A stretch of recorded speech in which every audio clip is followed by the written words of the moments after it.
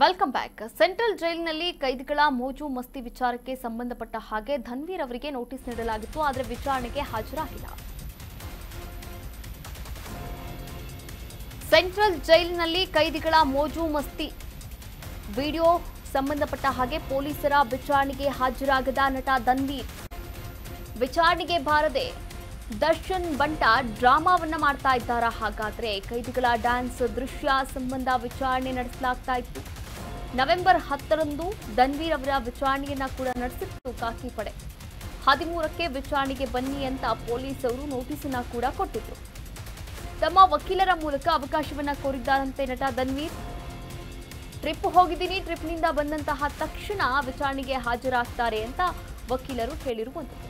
ಪರಪ್ಪನ ಅಗ್ರಹಾರ ಪೊಲೀಸರಿಗೆ ವಕೀಲರು ಮಾಹಿತಿಯನ್ನ ನೀಡಿದ್ದಾರೆ.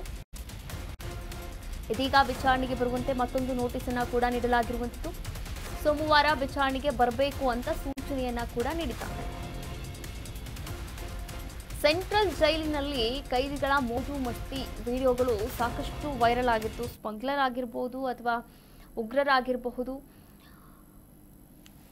ಕಾಮುಕ ಕೈದಿಗಳಾಗಿರಬಹುದು, ಇನ್ನೂ ಬೇರೆ ಬೇರೆ ಆರೋಪಗಳಲ್ಲಿ ಶಿಕ್ಷೆಯನ್ನು ಅನುಭವಿಸ್ತಿರ್ತಕ್ಕಂಥ ಕೈದಿಗಳು ಅಲ್ಲಿ ಮೋಜು ಮಸ್ತಿ ಮಾಡ್ತಾ ಇದ್ದಾರೆ, ಮೊಬೈಲ್ ಇಟ್ಕೊಂಡಿದ್ದಾರೆ, ಟಿವಿ ನೋಡ್ತಾರೆ, ಐಟಮ್ ಸಾಂಗ್ ಹಾಕೊಂಡು ಡ್ಯಾನ್ಸ್ ಮಾಡ್ತಾರೆ. ಇವೆಲ್ಲ ವಿಚಾರಗಳು ಕೂಡ ಬಯಲಿಗೆ ಬಂದಿತ್ತು. ನೀವು ಕೂಡ ದೃಶ್ಯಾವಳಿಗಳಲ್ಲಿ ಗಮನಿಸ್ತಾ ಇರೋ ಹಾಗೆ ಇವೆಲ್ಲ ವಿಡಿಯೋಸ್ ಏನಿದೆ ಸಾಮಾಜಿಕ ಜಾಲತಾಣದಲ್ಲಿ ಸಖತ್ ವೈರಲ್ ಆಗಿತ್ತು. ಹಾಗಾದ್ರೆ ಈ ವಿಡಿಯೋಗಳನ್ನು ಮಾಡಿದವರಾದರೂ ಯಾರು ಎನ್ನುವಂತಹ ಪ್ರಶ್ನೆ ಎದುರಾಗತ್ತೆ. ಆ ಪ್ರಶ್ನೆ ಎದುರಾದಾಗ ಫಸ್ಟಿಗೆ ಕಣ್ಣಿಗೆ ಕಾಣೋದೇ ನಟ ಧನ್ವೀರ್ ಅವರು. ನಟ ಧನ್ವೀರ್ ಅವರ ಒಂದು ವಿಚಾರಣೆ ಮಾಡೋಕ್ಕೆ ರಾತ್ರೋರಾತ್ರಿ ಮುಂದಾಗ್ತಾರೆ. ಏರ್ಪೋರ್ಟ್ಗೆ ಹೊರಟಿರ್ತಾರೆ ಧನ್ವೀರ್ ಅವರು. ಏರ್ಪೋರ್ಟ್ಗೆ ಹೋಗೋ ಮುಂಚೆನೇ ಅವರನ್ನ ವಶಕ್ಕೆ ಪಡೆದುಕೊಂಡು ಸತತ 10 ಗಂಟೆಗಳ ಕಾಲ ವಿಚಾರಣೆಯನ್ನ ಮಾಡಿ ನವೆಂಬರ್ 10ರಂದು ಹಾಗೆ ವಾಪಸ್ ಕಳಿಸ್ತಾರೆ. ನವೆಂಬರ್ 13ರಂದು ವಿಚಾರಣೆಗೆ ಬನ್ನಿ ಅಂತ ಒಂದು ನೋಟಿಸನ್ನ ಕೂಡ ನೀಡ್ತಾರೆ. ನವೆಂಬರ್ 13ರಂದು ಬರೋಕೆ ಸಾಧ್ಯವಾಗಿಲ್ಲ ನಟ ಧನ್ವೀರ್ ಅವರಿಗೆ.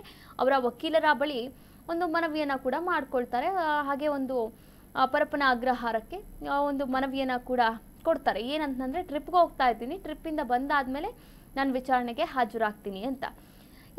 ಪರಪ್ಪನ ಅಗ್ರಹಾರ ಜೈಲಿಗೆ ಪೊಲೀಸರಿಗೆ ಮಾಹಿತಿಯನ್ನ ಕೂಡ ನೀಡಿದ್ದಾರೆ ಧನ್ವೀರ್ ಅವರ ಪರವಾದಂತಹ ವಕೀಲರು. ಇದೀಗ ವಿಚಾರಣೆಗೆ ಬರುವಂತೆ ಮತ್ತೊಂದು ನೋಟಿಸನ್ನ ಕೂಡ ನೀಡಲಾಗಿರುವಂಥದ್ದು. ಸೋಮವಾರ ವಿಚಾರಣೆಗೆ ಹಾಜರಾಗಬೇಕಾಗಿದೆ. ಅವತ್ತು ಕೂಡ ವಿಚಾರಣೆಗೆ ಹಾಜರಾಗ್ತಾರಾ ಅಥವಾ ಇಲ್ವಾ, ಇದು ಕೂಡ ಪ್ರಶ್ನೆ ಆಗಿರುವಂಥದ್ದು. ಕಾದು ನೋಡಬೇಕಾಗಿದೆ. ಟ್ರಿಪ್ಪಿಂದ ವಾಪಸ್ ಬರ್ತಾರಾ ಇಲ್ವಾ ಅಂತ.